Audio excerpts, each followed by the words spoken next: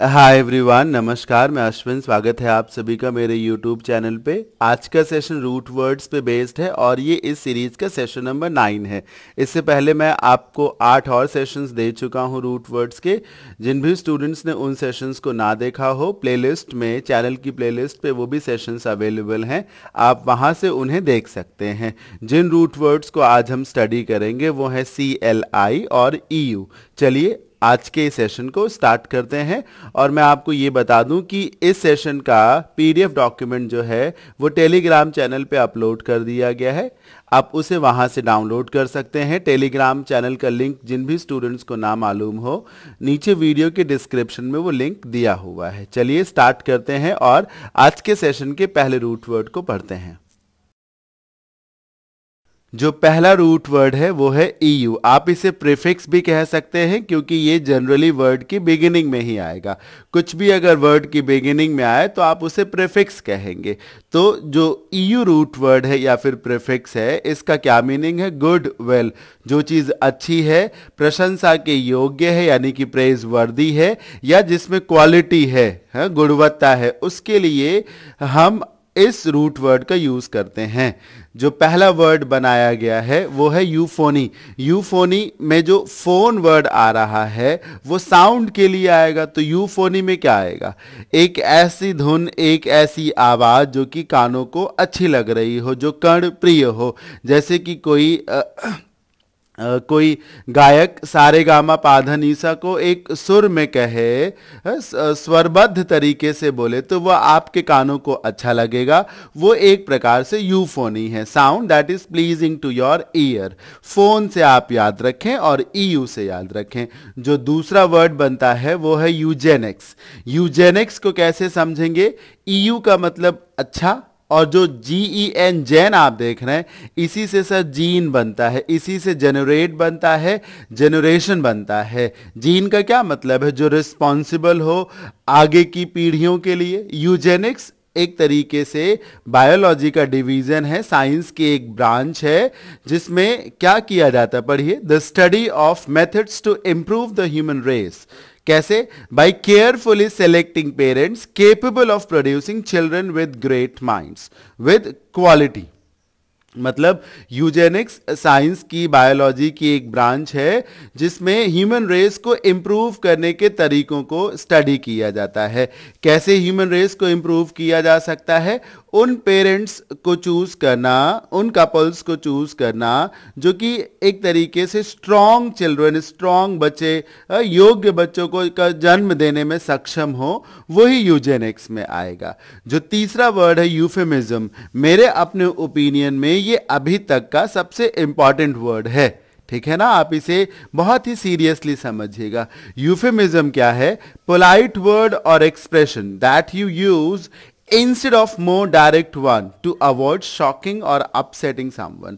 मतलब किसी से बात करने के लिए या कुछ भी कहने के लिए आप जब बहुत ही सरल और हल्के शब्दों का इस्तेमाल करें, विनम्र शब्दों का इस्तेमाल करें, ना कि बहुत ही तीखे शब्दों का इस्तेमाल करें जिससे कि कोई व्यक्ति शॉकिंग स्टेट में चला जाए या फिर बहुत ज़्यादा वो इंसल्टिंग फील करे, तो उसको कहा जाता है यूफेमिज्म। जिसमें गलती के बावजूद भी ऐसे शब्दों का इस्तेमाल नहीं किया जाता जिससे कोई एम्बैरेस्ड फील करे, या फिर किसी बात को, किसी गलत बात को कहने का एक ऐसा तरीका जिससे वो गलत ना साउंड करे, एक तरीके से सामने वाला व्यक्ति निराश ना हो जाए, होपलेस ना हो जाए। आप एग्जाम्पल देखिए, ज्यादा समझ में आएगा। The term early retirement is nearly always a euphemism for redundancy nowadays. Redundancy का मतलब होता है जब वर्कर्स, किसी फैक्ट्री के एम्प्लॉयज या वर्कर्स काम नहीं करते हैं। रिडंडेंसी का मतलब है कामचोरी एक तरीके से, या जिसको आप कह सकते हैं कि आवश्यकता ही नहीं है। तो जब कोई वर्कर्स ठीक से काम नहीं करते हैं या एक तरीके से वर्कर्स की कंपनी को नीड नहीं होती है, तो एक तरीका होता है कि उनसे कह दिया जाए कि आप सबको खदेड़ा जा रहा है क्योंकि कंपनी को आप सबकी नीड नहीं है। अब आप इमेजिन करिए, अगर कह दिया जाए कि खदेड़ा जा रहा है तो व्यक्ति को बहुत खराब लग सकता है, वो अपसेट हो सकता है, he can be annoyed as well. लेकिन अगर उसी की जगह कहा जाए कि अर्ली रिटायरमेंट दिया जा रहा है आपको, तो रिटायरमेंट वर्ड तो गलत नहीं लगता ना कहीं से। एक्सपल्शन, डिसमिसल, ये सारे वर्ड्स बहुत गंदे हैं। रिटायरमेंट एक अच्छा वर्ड है, गंदा वर्ड नहीं है। तो रिडंडेंसी ना बोल करके अर्ली रिटायरमेंट बोल दिया गया तो वो एक यूफेमिज्म हो गया, बात उतनी तीखी अथवा कड़वी नहीं रह गई। मुझे याद आ रहा है कि सोनी टेलीविजन पर एक डांस रियलिटी शो आता है, सुपर डांसर।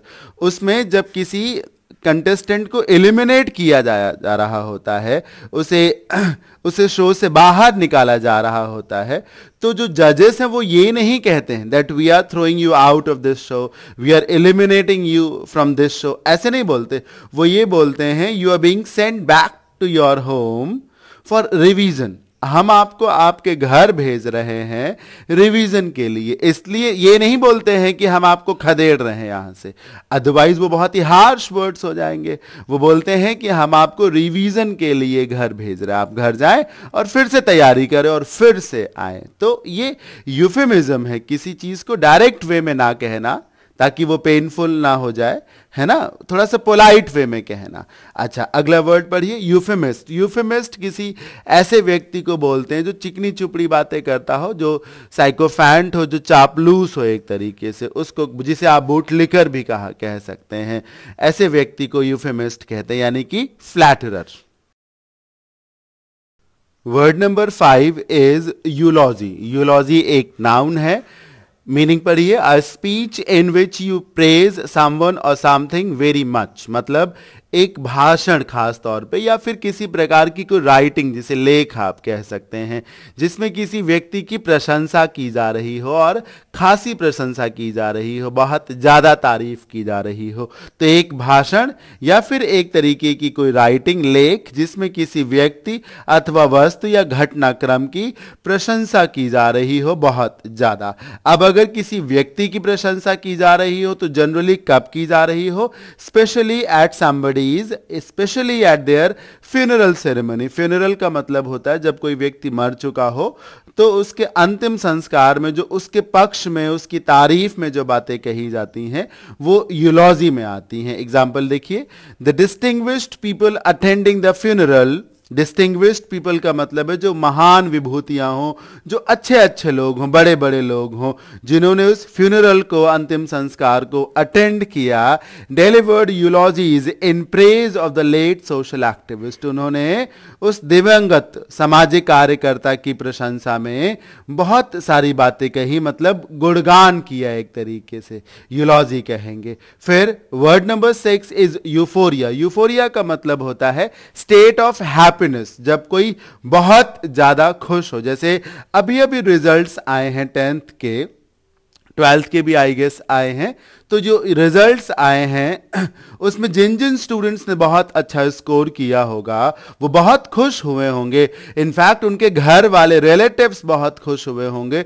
तो स्टेट ऑफ यूफोरिया इसी को कहा जाता है, जब बहुत ज्यादा खुशी का माहौल हो। जैसे चुनाव हो, चुनाव में कोई पार्टी जीते, जो पार्टी जीतेगी वो जश्न मनाएगी ना, तो वो स्टेट ऑफ यूफोरिया है, एक तरीके से खुशी, मौज मस्ती जिसको कहा जाता है। Feeling of intense happiness and excitement. Example देखिए, they could be seen an atmosphere of euphoria at home.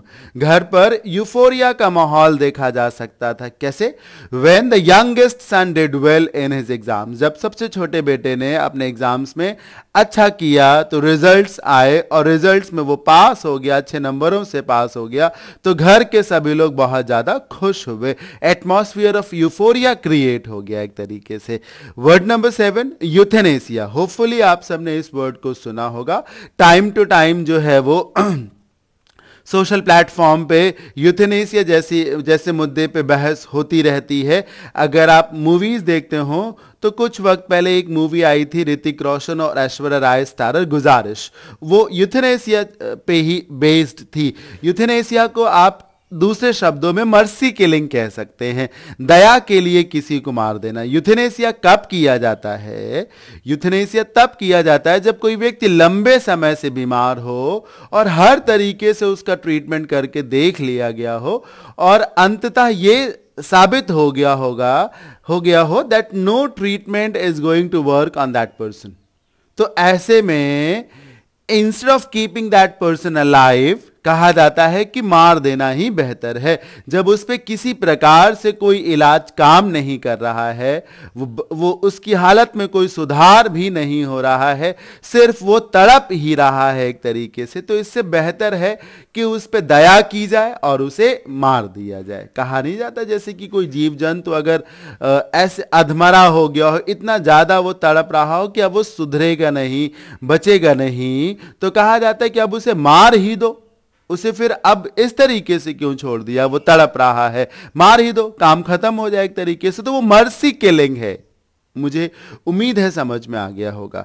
Euthanasia is the practice of killing someone who is very ill and will never get better in order to end their suffering, usually done at their request or with their consent. प्रायः ये काम व्यक्ति विशेष के निवेदन पर या फिर उसकी रजामंदी से ही किया जाता है, यूथेनेसिया जिसको कहा जाता है। मुझे पूरी उम्मीद है समझ में आ गया होगा मर्सी किलिंग जिसको कहते हैं। जो अगला वर्ड है दैट इज यूफोबिया। अब आप समझिए, फोबिया मतलब डर, यूफोबिया अच्छाई का डर, खुशी का डर।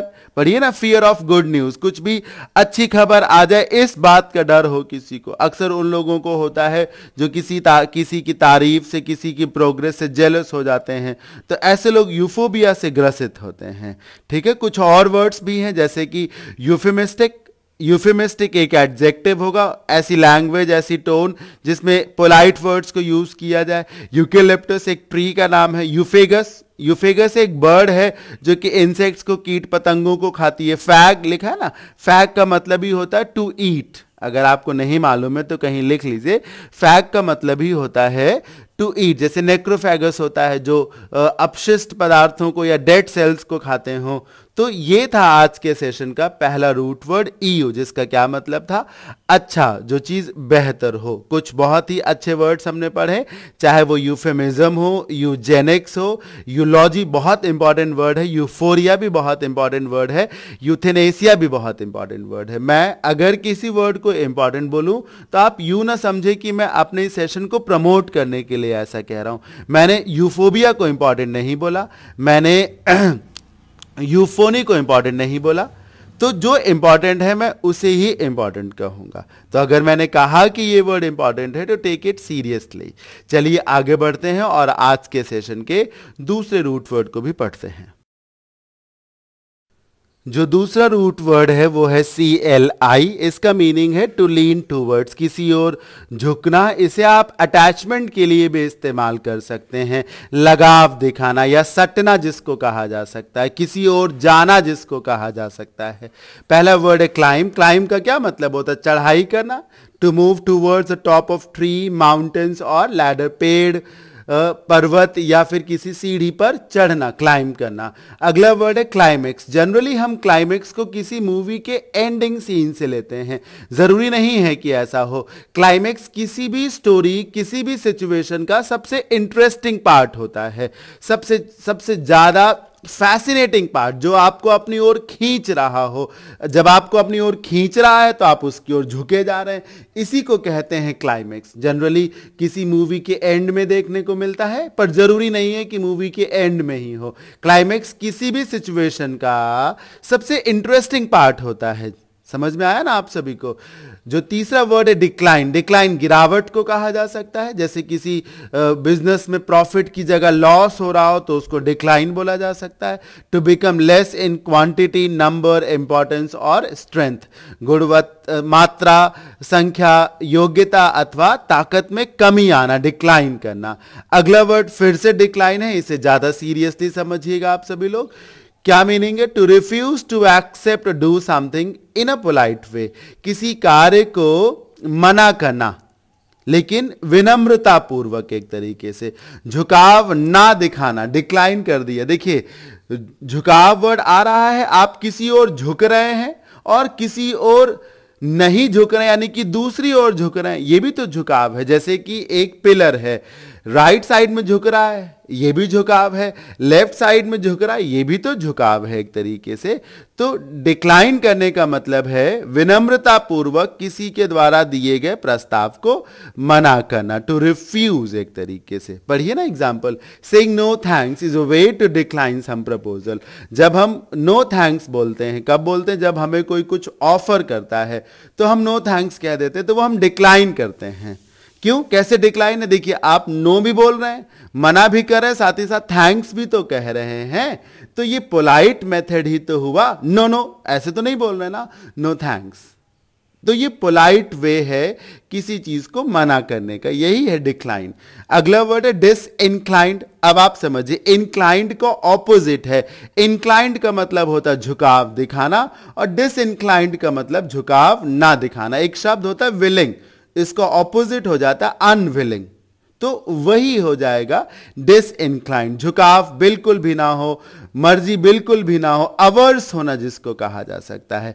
नॉट विलिंग और अनविलिंग और अनइंटरेस्टेड, डिसइंक्लाइंड होना।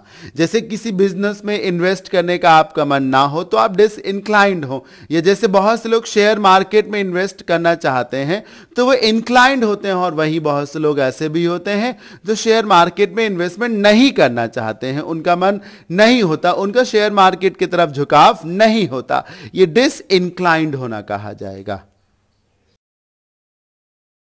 अगला वर्ड है इंक्लिनेशन। अब आप समझ रहे होंगे, इंक्लिनेशन नाउन है और ये इंक्लाइन से ही बना है, झुकाव की तरफ जाएगा। इंक्लिनेशन अटैचमेंट, झुकाव। पढ़िए, feeling that gets you to lean toward something or someone, एक ऐसा भाव जो आपको किसी व्यक्ति वस्तु की तरफ आकर्षित करेगा, झुकाएगा, जिसको कहा जा सकता है इंक्लिनेशन। और नंबर 7 को देखिए, डिसइंक्लिनेशन। इंक्लिनेशन के पहले ही जब DIS लग गया प्रीफिक्स तो ये ऑपोजिट हो गया, क्योंकि डिस का मतलब उल्टा हो जाता है, ईज के आगे डिस लगा दीजिए, डिजीज हो गया। तो डिसइंक्लिनेशन, इंक्लिनेशन में झुकाव था, अटैचमेंट था, इच्छा थी। डिसइंक्लिनेशन में झुकाव नहीं होगा, अनिच्छा आ जाएगी। पढ़िए ना, lack of willingness to do something, किसी कार्य को ना करने की जो इच्छा है या किसी कार्य के प्रति जो अनिच्छा है उसको डिसइंक्लिनेशन कहा जाता है। अगला वर्ड है प्रोक्लेविटी, बहुत ही स्ट्रॉन्ग और इंपॉर्टेंट वर्ड है। कैसे? क्योंकि ये जो वर्ड्स अभी तक मैंने आपको पढ़े हैं संभवतः आप सबको मालूम होंगे इनका क्या मीनिंग है। हां, भले ही आपको ये ना मालूम हो कि इनमें CLI रूट वर्ड का भी यूज हुआ है, तो लेकिन पॉसिबली इंक्लिनेशन, डिसइंक्लिनेशन, डिक्लाइन, इनका मीनिंग मालूम होगा आप सभी को। लेकिन संभवतः प्रोक्लेविटी एक ऐसा वर्ड है जिसका मीनिंग आप में से बहुत से लोगों को नहीं मालूम होता। That's why it is an important word, proclivity. झुकाव कहा जाता है, लगाव, लेकिन कैसा लगाव? पढ़िए, a natural tendency to behave in a particular way or to like a particular thing, एक स्वाभाविक तरीका, एक स्वभाव जिसमें आप एक निश्चित तरीके से ही पेश आएंगे या किसी और झुकाव आपका होगा, लेकिन वो जो झुकाव होगा वो अच्छा नहीं होगा। क्या लिखा है? Used specially about something that is illegal, immoral और बैड, जो चीजें गलत हैं, अवैधानिक हैं, अनुचित हैं, उनकी तरफ जो झुकाव है उसको कहा जाता है प्रोक्लेविटी, जिसे आप एडिक्शन भी कह सकते हैं। जैसे कोई सिगरेट पीता है तो सिगरेट के प्रति उसका झुकाव है, नशा करता है, नशे के प्रति उसका झुकाव ही तो है, लेकिन क्या ये झुकाव अच्छा है सेहत के लिए? नहीं, इसी को कहा जाता है प्रोक्लेविटी। एक ऐसी टेंडेंसी जो हेल्पफुल ना हो उसको प्रोक्लेविटी कहेंगे। पढ़िए example, some children have proclivity towards aggression, बहुत से बच्चे ऐसे होते हैं जो बेवजह अग्रेसिव होते रहते हैं, उनमें एक प्रोक्लेविटी होती है टुवर्ड्स अग्रेशन। मुझे उम्मीद है समझ में आ गया होगा। छोटी छोटी बातों पे वो गुस्सा करते हैं। क्या ये जो आदत है बच्चों की अग्रेसिव हो जाने की, अच्छी है? अच्छी नहीं है। इसी को प्रोक्लेविटी कह दिया जाएगा। नंबर 9 देखिए। नंबर 9 पे जो वर्ड है it is recline. Recline meaning पढ़िए। To recline on chair. पहली बात तो रिक्लाइन के साथ ऑन लगता है, ये लिख लीजिएगा आप। To recline on chair means to sit or lie on it leaning backwards. किसी चेयर पर बैठना और या फिर लेट जाना, लेकिन पीछे की ओर झुकते हुए, रिक्लाइन करना इसको कहा जाता है, जिससे कि कंफर्ट आपको मिलता रहे। और चूंकि आप पीछे की ओर झुकेंगे तो CLI रूट वर्ड भी आपको इसमें दिख गया। और ज्यादा अच्छे से समझने के लिए आप वर्ड नंबर 10 को पढ़िए, रिक्लाइनर। आप सबको शायद मालूम होगा सिनेमा हॉल्स में जो पीछे की सीटें होती हैं उनको रिक्लाइनर्स कहा जाता है। खासतौर पे जो मल्टीप्लेक्सेस होते हैं उनमें जो पीछे की बिल्कुल सीटें होती हैं बड़ी बड़ी, बहुत कंफर्टेबल, वो रिक्लाइनर्स होती हैं। आप आसानी से बैकवर्ड, पीछे की तरफ लीन करते हुए, पैरों को फैलाते हुए लेट भी सकते हैं, लगभग आप उन पर रिक्लाइन कर जाती हैं वो सारी सीटें। तो इसका ये मतलब है a chair in which you can lean backward comfortably, जिसमें आप पीछे की ओर झुक सकते हैं आराम से। इसको, ऐसी सीटों को रिक्लाइनर्स कहा जाता है। अगर आपको थोड़ा सा भी कंफ्यूजन हो तो इस सेशन के बाद रिक्लाइनर वर्ड को गूगल पे टाइप करिएगा। अपने आप इमेज सेक्शन में जब जाएंगे तो वहां पर बहुत सारी ऐसी कंफर्टेबल सोफा सेट्स या चेयर्स दिखेंगी। और मैं आपको बता दूं कि रिक्लाइन वर्ड को मैंने अपने डेली वोकैब के किसी सेशन में पढ़ा भी दिया है। अगर आपने उस सेशन को देखा होगा तो ऑलरेडी आपको इसका मीनिंग मालूम होगा। तो ये था आज का सेशन जिसमें मैंने आपको 2 रूट वर्ड्स पढ़ाए, CLI एंड EU। कैसा लगा आप सभी को ये सेशन मुझे जरूर बताएं। ज्यादा से ज्यादा इस वीडियो को लाइक करें और शेयर करें। Thank you so much for watching this session. Bye bye, take care, have a good day.